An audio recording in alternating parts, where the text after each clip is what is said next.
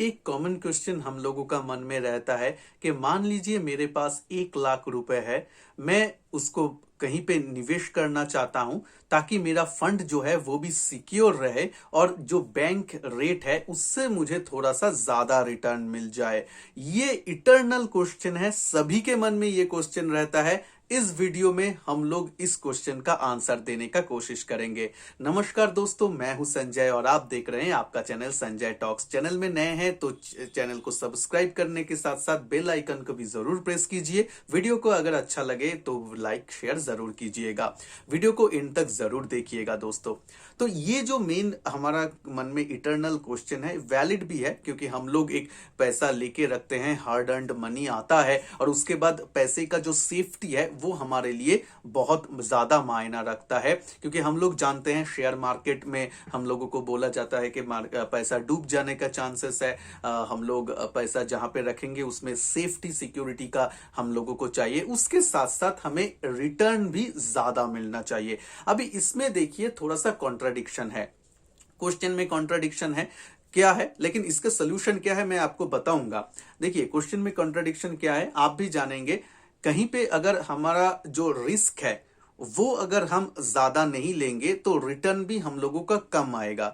अगर हम सेफ्टी चाहते हैं, अगर हमारा कैपिटल प्रोटेक्टेड रहना चाहिए, मतलब सेफ्टी ज्यादा तो रिटर्न कम, सेफ्टी ज्यादा तो रिटर्न कम, अगर सेफ्टी कम तो रिटर्न ज्यादा। ये अमूमन होता है, ये इकोनॉमी में नॉर्मली होता है, एक्सेप्शनल केसेस भी है, यही होता है। तो बट यहां पे हमें क्या चाहिए, सेफ्टी भी हाई चाहिए, रिटर्न भी हाई चाहिए। अभी देखिए हाई का मतलब क्या है, ये पर्सन टू पर्सन वेरी करता है। तो यहां पे हम लोग पकड़ के चलेंगे कि बैंक से थोड़ा ज्यादा वो करने के चक्कर में अगर बैंक को भी हम बीट ना कर सके तो भी चलेगा, लेकिन मेरा पैसा डूबना नहीं चाहिए। करेक्ट। आपका टाइम ड्यूरेशन क्या है, हम 10 साल के लिए पैसा रखना चाहते हैं, 1 साल के लिए रखना चाहते हैं, 5 साल के लिए रखना चाहते हैं, ये कैसा।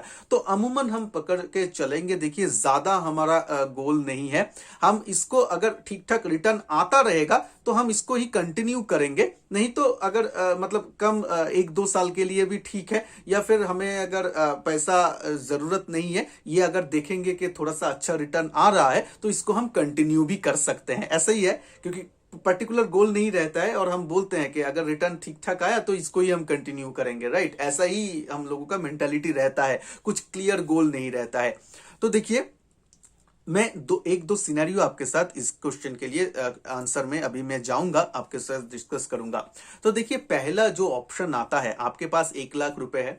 फर्स्ट एंड फॉरमोस्ट आपको 1 लाख रुपए एक साथ एक जगह में नहीं रखना है, ठीक है, ये बात पहले सुन लीजिए। सेकेंड चीज, किसी के बहकाव में आके बहुत सारा लोग आपको बोलेगा कि मान लीजिए ये स्टॉक हमने खरीदे थे, 5 रुपए में स्टॉक खरीदे थे, नेक्स्ट 1 महीने के अंदर वो 10 रुपए हो गया, तो मैं 1 लाख रुपए लगाया था, 2 लाख रुपए हो गया। सुनने में बहुत सुंदर लगता है, आपको दिखाया जाएगा भी, लेकिन मतलब ऐसा करेंगे वो आप समझ जाइए, 5 रुपए का जो स्टॉक है, जो शेयर है, वो 2 रुपए में भी आ सकता है, क्योंकि उसका पोटेंशियल उतना नहीं है, इसलिए वो 5 रुपए में है। ठीक है, तो ये भी आप मान लीजिए, उसमें रिस्क ज्यादा है। तो अगर आप ज्यादा रिस्क लेना चाहते हैं तो आप ये कर सकते हैं। लेकिन आपका क्वेश्चन क्या था, मैं ज्यादा रिस्क नहीं लेना चाहता हूं, पैसा ना डूबे, तो फिर आप इस मतलब इस डोमेन में क्यों आ रहे हैं कि मैं लगाऊंगा तो ये डबल हो जाएगा, तो ये सट्टा हो गया। ठीक है, आप पहले प्रोटेक्शन के लिए सोच रहे हैं ना, तो आप क्वेश्चन एक करेंगे और आप खुद का मन में अलग बात रखेंगे, ऐसा बिल्कुल भी नहीं चाहिए। ठीक है, ऐसा आप मत रखिए। पहले प्रोटेक्शन देखना है, कैपिटल प्रोटेक्शन। तो पहले तो आप 2-3 हिस्सों में पैसे को डिवाइड कीजिए। जो पहला हिस्सा है वो आप थोड़ा सा, जो बैंक आपको अच्छा रिटर्न दे रहे हैं उसमें आप जाना चाहिए। मैं एक बैंक, दो बैंक का नाम आपको लेना चाहता हूं, जैसे कि इंडसइंड बैंक का एफडी, और या फिर आईडीएफसी फर्स्ट बैंक जो है, जो थोड़ा सा क्या, इंडसइंड बैंक तो बहुत पुराना है, आईडीएफसी फर्स्ट बैंक थोड़ा सा नया बैंक है, लेकिन अच्छा खासा बैंक है, आरबीआई का अप्रूवल है, आपको 5 लाख तक आपका अपना डिपॉजिट के ऊपर इंश्योरेंस भी मिलता है। तो उस हिसाब से उन लोगों का जो इंटरेस्ट रेट है वो थोड़ा सा एग्रेसिव रखते हैं, 7% के ऊपर कुछ कुछ लोग एग्रेसिव रिटर्न रखते हैं। इस संदर्भ में आज का दिन में बैंक में 7.5-7% मिलना थोड़ा सा हाई लेवल ही माना जाएगा, क्योंकि अभी इंटरेस्ट रेट बहुत कम चल रहा है। तो उस हिसाब से आपका टाइम में जिस टाइम आप निवेश करेंगे उस टाइम कौन सा बैंक में रेट ऑफ रिटर्न थोड़ा सा ज्यादा मिल रहा है उसको थोड़ा सा देखिए, उसमें अपना 25,000 रुपीज 1 लाख में से रखिए, यानी 1/4 ऑफ योर फंड आप वहां पे रखिए, ताकि आपका एक सेफ्टी तो रहा, एक सिक्योरिटी तो रहा। मैं यहां पे आपको एक धारणा देने का कोशिश करूंगा, आपके मनी के हिसाब से आप डिवाइड कर सकते हैं। स्पेसिफिक क्वेश्चन रहा तो कमेंट बॉक्स में कमेंट कीजिएगा, मैं आंसर दे दूंगा। उसके बाद आते हैं, तो थोड़ा सा और पैसा बच गया, उसको आपको क्या करना है आपका हिसाब से। मान लीजिए आपको कुछ 2 साल के लिए आपका प्लान है या 3 साल के, तो आपको शॉर्ट टर्म डेप्ट फंड में रखना है उसको। शॉर्ट टर्म डेप्ट फंड में आप कैसे ये होगा, देखिए ये थोड़ा सा टैक्स एफिशिएंट होता है। Tax efficient in the sense, आप तो बैंक में एफडी भी रखेंगे, उसमें से भी जो आएगा आपका टैक्सेबल हो जाता है, टीडीएस वगैरह होता है, टैक्सेबल होता है। तो ये जब हम म्यूचुअल फंड में रखते हैं, डेप्ट म्यूचुअल फंड में, तो थोड़ा सा हमें इंडेक्सेशन का बेनिफिट मिलता है। शॉर्ट टर्म आपका लॉन्ग टर्म में जब भी जाएगा, तो आप देख सकते हैं टैक्सेशन के ऊपर पूरा एक डेडिकेटेड वीडियो मेरे चैनल में है, उसको आप देख लीजिएगा। डेप्ट के बारे में भी बताया गया है, इक्विटी म्यूचुअल फंड के बारे में भी बताया गया है, उसको आप देख लीजिएगा। लेकिन in general tax efficient way रहता है, इसीलिए हम उसको बोलते हैं। तो वहां पे थोड़ा सा पैसा रखिए, तो उसमें आपको अच्छा खासा मिलेगा। उसमें भी आप 25,000 मान लीजिए रख दिए। उसके बाद ना आपको थोड़ा सा आंख कान खुला रखना पड़ेगा, ये आपको हमेशा नहीं मिलेगा, ये आपको हमेशा नहीं मिलेगा, ये कभी कभी आता है। टैक्स सेविंग्स कुछ बॉन्ड निकलता है, टैक्स सेविंग्स एग्जैक्टली ये आपको नाम में ऐसा नहीं मिलेगा, आपका जीरो टैक्सेशन या ऐसा बॉन्ड आपको वो बोल के आएगा, जहां पे आप नाम कुछ भी हो सकता है, लेकिन आप जो मेन चीज है वो उसको ध्यान दीजिए। ये है जो आप बॉन्ड में लगाएंगे या जो इन्वेस्ट करेंगे, उसके बाद कंपनी आपको इंटरेस्ट देगा, वो जो इंटरेस्ट इनकम होगा वो टैक्स फ्री है। तो टैक्स फ्री बॉन्ड भी बोलते हैं बहुत सारा जगह में, तो ऐसा आपको मिलेगा। तो ये आप बॉन्ड ले लीजिए, ये हमेशा नहीं निकलता है, कभी कभी ये आता है। बहुत सारा गवर्नमेंट कंपनी लाता है, जैसा इरकॉन हो गया आपका, आपका रेलवे से, इंडियन रेलवे से ये बॉन्ड निकाला जाता है कभी कभी। बहुत सारा प्राइवेट संस्था भी, प्राइवेट कंपनीज जो है अच्छा खासा, वो लोग भी बॉन्ड आते हैं। तो अच्छा प्राइवेट कंपनी हो तो जाइए, नहीं तो अगर गवर्नमेंट कंपनी है, गवर्नमेंट कंपनी भी ऐसा बॉन्ड बाजार में लाता है, जब उन लोगों का पैसे का जरूरत होता है तब जाना बहुत अच्छा रहता है, क्योंकि गवर्नमेंट कंपनी है तो आपका सेफ्टी सिक्योरिटी तो रहेगा। और टैक्स फ्री होने का मतलब क्या है, मान लीजिए आप लोगों को 7% भी इंटरेस्ट अगर मिल रहा है, लेकिन आप इफेक्टिवली करेंगे तो आप देखेंगे कि 7% से ज्यादा, आपको 8% से भी ज्यादा इफेक्टिव रेट निकल के आता है, क्योंकि आपका जो इनकम होगा इंटरेस्ट से वो आपका टैक्स फ्री रहेगा, टैक्स देना नहीं पड़ेगा। हाँ, उसमें आपका ड्यूरेशन थोड़ा सा ज्यादा हो सकता है, वो बॉन्ड टू बॉन्ड वेरी करता है, वो आपको देखना है, लेकिन वो हर टाइम नहीं आता है, उसके लिए आपको थोड़ा सा वेट करना पड़ेगा। आप जानेंगे, आप अगर मतलब बहुत सारा वेबसाइट देखते हैं, मनी कंट्रोल बोल लीजिए, ऐसा जगह में आप लोग अगर देखेंगे तो आपको मिल जाएगा कब ये बॉन्ड आता है। गवर्नमेंट कभी कभी आपका न्यूज़पेपर, जो वेल रिनाउंड न्यूज़पेपर है, उसमें आपका एड भी देता है जब ये बॉन्ड लाते हैं, तो उसको भी आप नजर में रख सकते हैं। उसके साथ साथ क्या करना है, आप अपना हिस्से का, मान लीजिए 1 लाख रुपए है, उसमें से 30,000 रुपीज यानी 30% या 35% आपका पैसा आपको इक्विटी म्यूचुअल फंड में लगाना है। इक्विटी म्यूचुअल फंड में, हाँ आप बोलेंगे वो तो रिस्कियर है, जी हाँ ये रिस्कियर है, आपका जो डेप्ट इंस्ट्रूमेंट है उससे ये रिस्कियर है, लेकिन इसमें थोड़ा सा आपको लॉन्ग टर्म का सोचना पड़ेगा, क्योंकि यहाँ पे जो रिटर्न है वो आपको ज्यादा अच्छा रहेगा, और वो आपका डायरेक्ट स्टॉक में अगर आप कूदेंगे उससे तो अच्छा म्यूचुअल फंड है।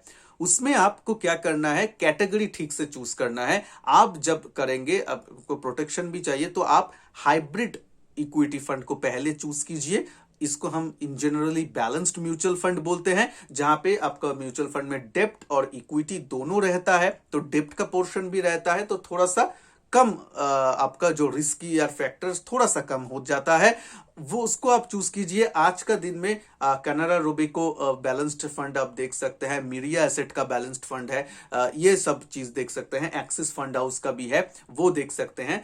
ये आपको 3 में नाम बोल दिया, इसको आप देख सकते हैं, ये सब में आप निवेश रख सकते हैं। क्योंकि मैं मान के चल रहा हूं जो लोग ये आप क्वेश्चन कर रहे हैं वो लोग थोड़ा सा कंजर्वेटिव है, आप लोग ज्यादा रिस्क नहीं लेना चाहते हैं। अगर आप रिस्क ज्यादा लेना चाहते हैं तो आप डाइवर्सिफाइड म्यूचुअल फंड में आ सकते हैं, एक मल्टी कैप आप ले सकते हैं या फिर एक लार्ज कैप बेस्ड आप म्यूचुअल फंड ले सकते हैं।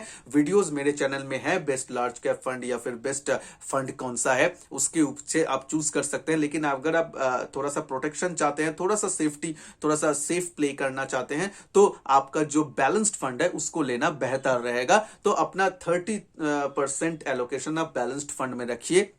लेकिन जब आप फंड में रखते हैं तब आप 2 साल या 3 साल के लिए सोच के नहीं आइए, एटलीस्ट 5 साल का आपका नजरिया होना चाहिए जब आप म्यूचुअल फंड में निवेश कर रहे हैं। और थोड़ा थोड़ा करके अमाउंट दीजिए। आपको एसआईपी तो आप नहीं कर सकते हैं क्योंकि 1 लाख रुपए ही है और मान लीजिए उसमें से 30,000 रुपीज ही है आपके पास, तो आप एसआईपी तो उतना सच चालू नहीं कर सकते हैं। लेकिन एक बार में मत दीजिए। मान लीजिए 30,000 रुपीज है तो आप इसको 5,000 करके 6 मंथ में मार्केट में डालिए, या फिर एटलीस्ट उतना अगर आप वेट नहीं कर सकते हैं तो आप एटलीस्ट 10,000 करके 3 मंथ में मार्केट में दीजिए। ये मेरा बोलने का मतलब आप समझ गए हैं कि एक साथ मनी को डालना नहीं है, आप जितना उसको टुकड़ों में डालेंगे उतना अच्छा है। और अपना जो मेंटालिटी है वो थोड़ा सा 5 साल के लिए गोल रखिए, ये इक्विटी पोर्शन के लिए। बाद बाकी बैंक एफडी और जो मैं बोल दिया वो तो आप टैक्स फ्री बॉन्ड तो आपका फिक्स्ड है, जब आप करेंगे उस टाइम ही मिल जाएगा, उसमें तो आपको दिक्कत नहीं होगा। लेकिन ये इक्विटी आपके हाथ में है,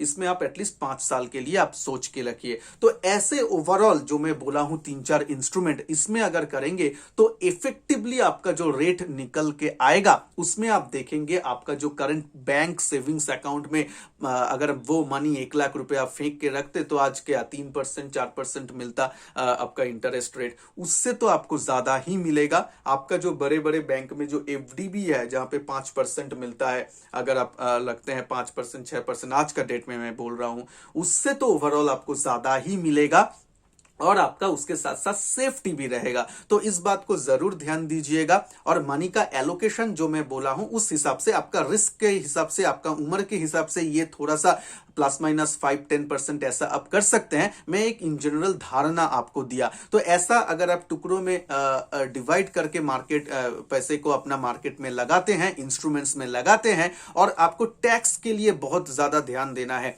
बहुत सारा टाइम क्या होता है हम रिटर्न के लिए देखते हैं लेकिन इफेक्टिव रेट ऑफ रिटर्न नहीं देखते हैं। इफेक्टिव रेट ऑफ रिटर्न आपका जो इनकम है उसमें से टैक्स काट के जो आपके हाथ में आता है वो आपका इफेक्टिव रेट ऑफ रिटर्न रहता है, उसको आपको देखना है। ठीक है, तो यहां पे मैं टैक्स एफिशिएंट वे के लिए मैं आप लोगों के साथ बात किया, जैसे कि टैक्स फ्री बॉन्ड हो गया, मान लीजिए डेब्ट फंड हो गया बोल लीजिए, तो ये सब आपको टैक्स में थोड़ा सा बचाएगा। तो उस हिसाब से आप लोग कीजिएगा। जो लोग जॉब करते हैं और आपका टैक्सेबल अमाउंट है तो वो लोग, आप लोग टैक्स सेविंग्स जो म्यूचुअल फंड है उसको तो जरूर देखिएगा। उससे क्या होगा देखिए, जब आप एटीसी के तहत आपका जो 1.5 लाख रुपए है उसमें से मान लीजिए आप 1 लाख रुपए निवेश करते हैं ईएलएसएस में, टैक्स सेविंग्स म्यूचुअल फंड में, तो आपका क्या हुआ 1 लाख रुपए के ऊपर आपको टैक्स देना पड़ता था। मान लीजिए आप 20% टैक्स ब्रैकेट में आते तो 20,000 रुपीज तो आपका चला जाता। तो उस हिसाब से उतना रुपीज तो आपको बचा ही बचा।